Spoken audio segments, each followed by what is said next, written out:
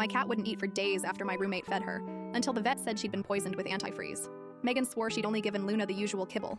I wanted to believe her.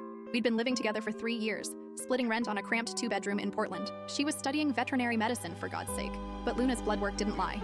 Ethylene glycol poisoning. The vet explained that cats love the sweet taste, that it's often accidental, that we caught it just in time. The treatment cost $2,400 I didn't have. My credit card maxed out at the emergency clinic while Megan stood in the corner, crying and apologizing. I brought Luna home after 4 days of IV fluids. She hid under my bed for a week. Wouldn't come out even for treats. Meanwhile, Megan kept insisting it was a mistake. Maybe someone left antifreeze in the garage. Maybe Luna got into something outside.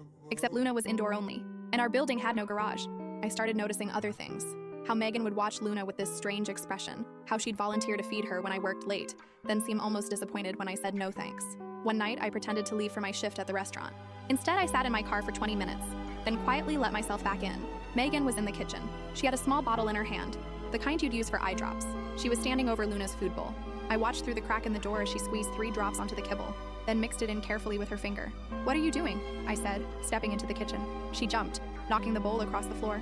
The bottle rolled under the fridge.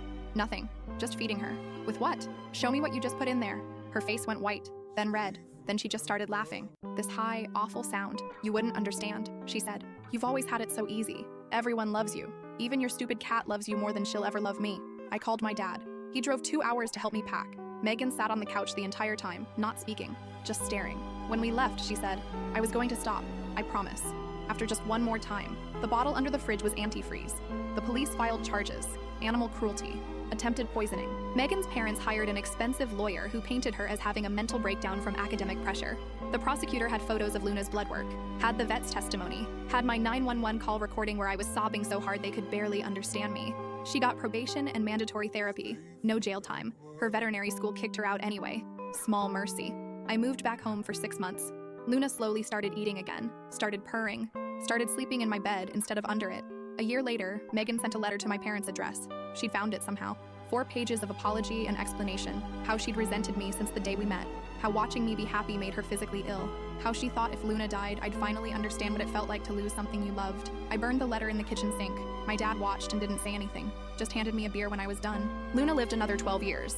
She died peacefully last month at 15, curled up in a patch of sunlight in my new apartment. An apartment I live in alone. An apartment where I triple check every door is locked. Sometimes I still think about that bottle.